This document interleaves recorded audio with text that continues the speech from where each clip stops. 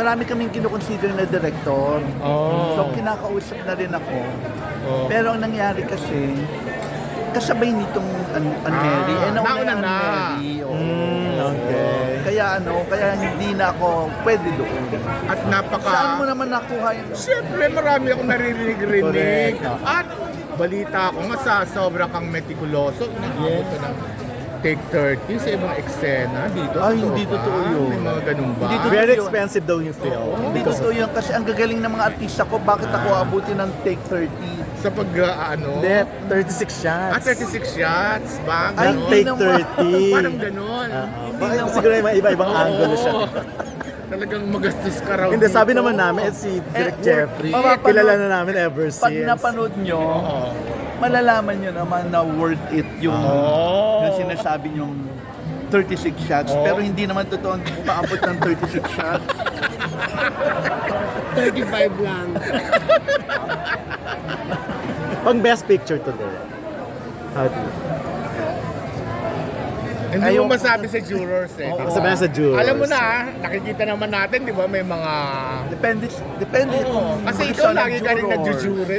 Lagi kang kinukuhang just, Ah, okay. napaka-judgmental So, may idea ka ka rin, na. di ba? So may idea ka rin kung paano. Kung paano ang... Actually, lahat depende sa jurors kung ano yung taste nila. Pero sa acting, palaban talaga si si Angelica. Hindi lang si Angelica, Sino pa? yung buong cast. Mula kay Sancho, kay Tom. Tom Rodriguez, kay Solen, Pati Solen. mismong doon sa Si Tom. bata, si Zach, na bagong-bago. Si Tom. Nasabi ko na yung Tom, Oo, si Tom na daw, lahat. you're not listening. Ito kasi bigla akong inanunin natin, bigla akong hinawakan sa likod. Ay, ikaw ba si natin? Oo, ng Philippine Thank you sa Star. nagsulat ka for Angelica ba yun? Hindi Nabasa lang ko. si Angelica. Sir Direk, anong Hindi, basta yung parang yung press con sinulat mo nung Ah, oo, yung picto, yung ano yun. pero Direk, anong na-foresee mo sa festival? Itong festival na to.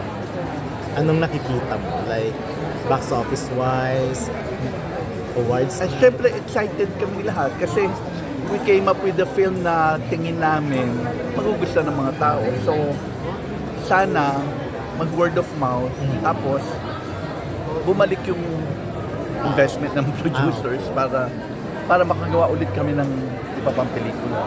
Paano talaga nagsimula yung movie, yung idea ng movie na to? Kay attorney yan. Oo. 3 years ago pa yan. Tapos iba-iba pang casting yan, iba-iba pa ang director.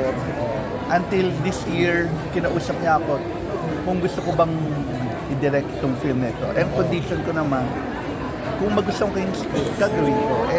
Nagustuhan ko. Parang nakita ko pwedeng paglaruan, pwedeng pagandahin. Ayun. Sa pagpili ng casting, paano?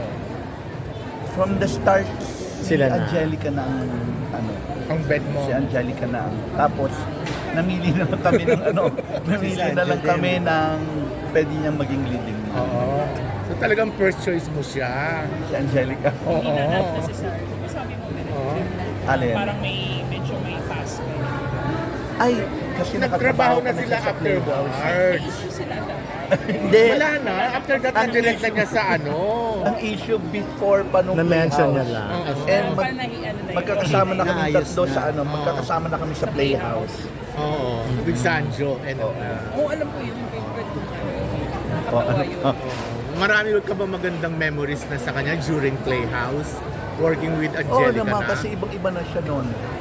At saka parang gusto niya rin yung gusto niya rin mga katrabaho niya. Kaya hindi na siya nagmamaldita noon. Pero ngayon na siguro nanay na siya, nagkaanak na siya, naging housewife na siya. Parang mas na siya, mas devoted na sa, mas committed na sa work. Ang dami niyang mga interviews, mga kwento ng mga pasabo, mga Oo. binabalik yung mga Correct. throwback na chika. Kaya nga ang Mga kaya nga teleserye thankful ba? kami kasi ang sipag niyang Oo. mag-promote. Tapos interesting yung mga interviews sa Oo. kanya. Ikaw ba naka-work mo na si Claudine Barreto? Na-direct mo na? Never. Hindi mo i-try. Bakit naman pumasok si Kaya nga Claudine? layo. Kasi isa sa mga naging Oo, topic isa niya. mga topic, katrabaho ni Ah, Angelica. Angelica. Isa pa Oo, lamang. pero hindi niya binabanggit yung mga... Hindi binanggit. Pangalan, Walang pero pangalan. marami siyang kwento. Pero syempre, yung cast lahat ng Oo, oo, saka pinapakita. hindi ko pa siya nakakatrabaho. Pero may mga eksena sa extra na based sa experiences ng taping nila doon sa doon sa teleserye na yun. Sa isa pa lamang. Yung kagaya nung sinakluban ng sako Oo. para dobolan. Oo. Based yun dun sa... So far, si Angelica lang ang medyo natatandaan mong bad ang experience mo dati. Marami pa, Marami may pa. iba pa. So, mas malala Sabi, na. nilinaw nga niya, isa sa mga. Okay. Hindi naman niya Pinakamatindi direct. Ayoko nang mag-name eh. Hindi, wag natin banggitin yung pangalan na ayaw mo na talagang Hanggang ngayon i-experience. ba Ay, ayaw mo pa rin? Nagbago rin. Okay. Nagbago rin. Naging Nakatrabaho mo na rin. Oo. After nung nung bad experience. Oo. Naging nanay rin, nagkaanak din. Tapos nung nakatrabaho ko, ibang-iba na. Pero hindi siya kasama sa mga paborito mo. Hindi, gusto ko na rin siyang makatrabaho kasi ibang-iba na ang kanyang work ethic. Teleserye ba yan, direct? Para Yung- malaman ko yung... kasi alam naman namin teleserye na Maghuhulaan ginawa kami. mo eh. So teleserye ba ito? Daytime po ba siya? Teleserye ba ito, direct?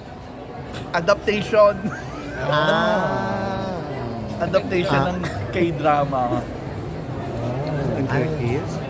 Hindi. Hindi bago Oh, lang hindi. yan eh. Si Al nakatrabaho ko sa The Wedding. Mula noon pa lang mabait na at saka mahusay. At saka may konsiderasyon sa mga katrabaho. Direk, ano masasabi mo sa chemistry ni Zanjo at saka Angelica? Automatic yung nila yung chemistry nila kasi Tagal na. Familiar sila sa isa't isa, magkaibigan sila, komportable sila sa isa't isa. Kaya yung interaction nila, natural na natural. Kapadong-kapado nila yung bawat isa. Na-enjoy mo yung Parade of Stars? Oo. Kahit inulan-ulan? Oo. Kasi first time ko. Oo. Ang ganda ng float. Na dalawang float ang maganda. Ano pa isang float? Yung Manila Spider. Yung puro bulaklak. Yung I'm perfect. Gusto ko yun. Yung sa Pero inyo parang cute wedding. din yung cute din yung Manila's Finest kasi jeepney. Oh, yung nga, ang laking jeep. Magulo lang direct, marami sulat. Yung jeep Oo. nila, yung maraming sulat. Pero pinakaano doon talaga yung Anel. Magaganda. Maano sa mata, no? Oo. Pero direct comparing ko mga past mo